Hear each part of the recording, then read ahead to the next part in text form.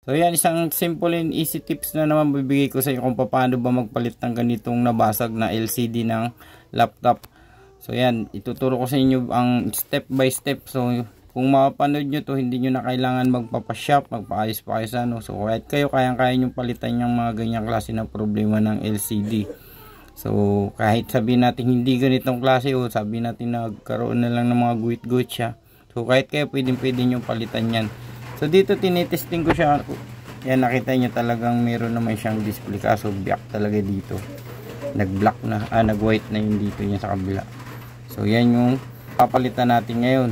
And then meron pa daw tong isa pa sa mga problema nito is yung battery niya. Pag once na tinatanggal daw to o nagalaw yung saksakan ng charger, namamatay siya. So yung basic lang naman yung mga ganun. So papakita natin, titry natin angatin to. Yun, totoo talagang wala na yung battery niya. So mamaya bibigay ko na lang yung mga tips and idea dyan sa mga battery na yan. And syempre kung bago ka pa lang pala dito sa channel natin, sana wag na huwag nyo kakalimutan mag-like at mag-subscribe dito. So ang gagawin na natin ngayon is umpisa na natin yung pagtanggal ng ating LCD. So paano ba siya uumpisahan? So dito kayo sa tabi, yung cover sa tabi, naaangat yan siya. So gaganyanin nyo lang siya, sundan nyo lang ginagawa ko. Yung clip lang yan siya, clip yan siya ng dito sa taas, lahat ng gilid niya. So yan, so kung kayong kakabahan kasi plastic lang naman yan na malambot, hindi rin naman siya basta-basta na babasag. So medyo may kung sa madaling sita, makunat siya. So yan, so tulak nyo lang ng ganun, tapos dandanin nyo lang yung nandito kasi dito yan, pag may clip pa hindi pa siya matatanggal. So yan lang siya. So parang pag in-insert nyo, pag ganun lang din ulit, balik lang. So dito meron niyang apat na screw dito. So yan yung screw niya. Yan, ito, yan. So yan yung tatanggalin nyo lang dyan, dahil natanggal nyo na yan, so very easy na yan siya palitan. Wala ka ng ibang ano pang gagawin dyan. So tanggalin na muna natin. So ngayon ito na siya. So bababa nyo lang ng ganun para maano siya, matanggal natin yung pinaka thermal. So dito terminal lang yan ng LCD nakalabas. So pag tinulak mo yan, papunta doon sa harap yung pagtulak nyo. So pag ganito, itutulak mo siya pag ganyan. Huwag nyo siyang basta-basta hihilain, papunta doon. Yan, pag ganyan. So yun, madali lang naman tanggalin. So pag natanggal mo na yan, so meron ka ng pwede mo na palitan yung LCD ng laptop mo. So ganun lang siya kabilis, grabe ka easy lang siya tanggalin. Kaya hindi nyo na kailangan na magpagawa sa mga shop. Ang kakailanganin nyo na lang is malaman nyo kung paano kayo bibili ng LCD. So itong ano ko pala is binili ako na, inorderan ko na to kasi karamihan naman nabibili to ngayon sa online. Basta gagawin nyo lang, type nyo lang yung model ng laptop nyo. So marami yan dyan sa online, lalabas yan. So yun yung bibilihin nyo. And then pwede nyo rin itanong kung fit ba talaga yung ganito klase ng laptop mo na LCD dun sa binibenta nila. So pwede naman yung i-message yan. So kailangan pantay na pantay yung kanyang bracket. So yan, saktong sakto yung bracket nya. So yun yung mga tatandaan nyo dyan.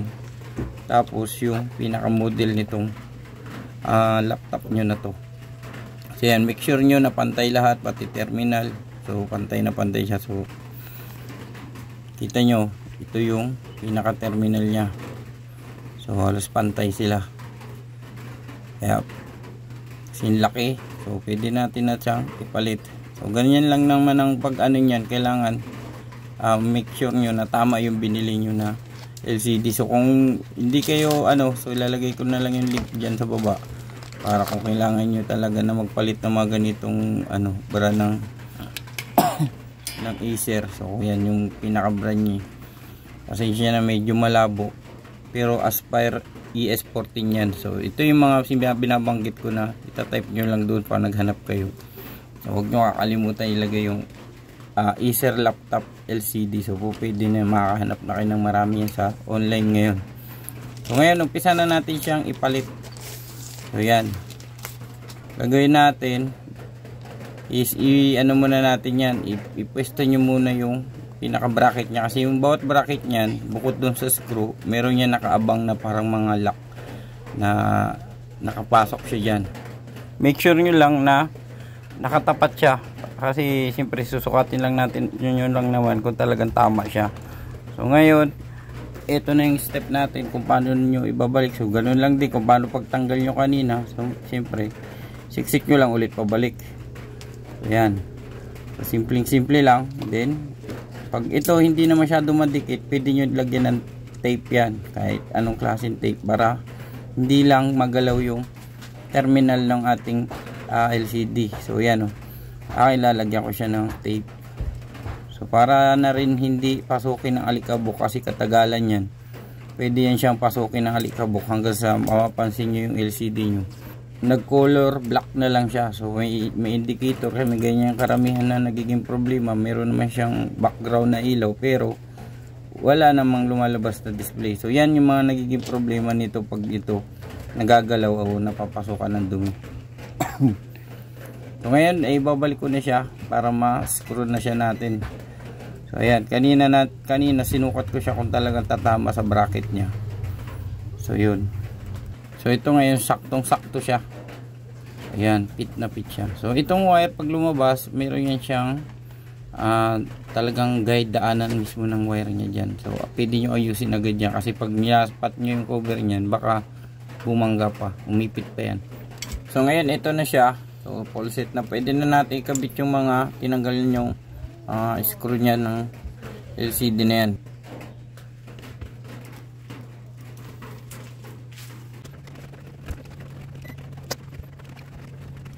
So ngayon, kapag naikabit nyo na yan, so pwede nyo rin yan siyang testingan, o option nyo yan, pero mas maganda, testingan nyo siya hanggat hindi pa nyo na-cover. So pwede yun, para kung may problema siya, pwede nyo siyang tanggalin ulit. So yan, titistingan natin So papower lang natin siya, and then try natin na siya na paganahin. So papower natin siya. So makikita na, yun, nakita nyo na. So yan na yung LCD, wala na yung basag kanina. Nakita nyo na ayos siya. So easy lang yung pagpalit. So nakita nyo naman, ganun lang siya kadali. So pag ganyan, pwede na natin yang ibalik yung pinaka cover nitong LCD na to. And waiting natin yung process hanggang sa ma-open natin yung pinaka background nito. So para makita natin yung kabuuan. So yan, pag may mga ganito kayong disim na mga problema, so sana makakatulong yung mga ganitong video sa inyo. So simple lang na gawin, na hindi nyo na kailangan pang pagawa sa shop pag mga ganyan. So ayan siya. So ngayon ibabalik na natin yung pinaka screen protector nga pala nitong meron pala tong plastic. So kasi may watermark yan siya dito na nakadikit sa plastic. So pwede nyo tanggalin na rin yan. So depende rin sa inyo kung okay lang din sa inyo. Kaso ngayon lang meron siyang nakadikit dyan na pangalan sa plastic na yan, kaya parang nakaharang siya. So before natin kabit ito, so yun, may option nyo na lang yan kung gusto nyo tanggalin o hindi. May iba naman kasi na siya, okay naman siya, mayroon siyang nakalagay na plastic. So dahan-dahan lang ulit. So dahil nga naka-power tayo. So yan lahat, make sure nyo lahat ng mga clip nito ay nakakabit dyan, siyempre para wala talaga siyang sabi natin na aalog yung LCD na to. So dapat nakakabit lahat ng maayos. So yan na siya. So shutdown natin siya, sundod natin yung battery. So titingnan natin kung ano ba yung nangyari sa battery. May mga battery kasi minsan na so di ba kanina pinakita ko nga sa inyo kung pag tinanggal natin sa charger, namamatay na siya. So karamihan ng mga ganun pag mga hindi na talaga gumagana yung battery nyo, so ang dabis na gawin doon is tanggalin nyo na siya, kasi nagiging dagdag lang yun, pahirap sa mga charger nyo, at then umiinit din yung charging system nun. So kahit total naman wala na rin siya namang gumagana, so pwede na siyang tanggalin. Saka yung pagtanggal nito, so hilain nyo lang pag ganun. Simple lang naman yan. Yan.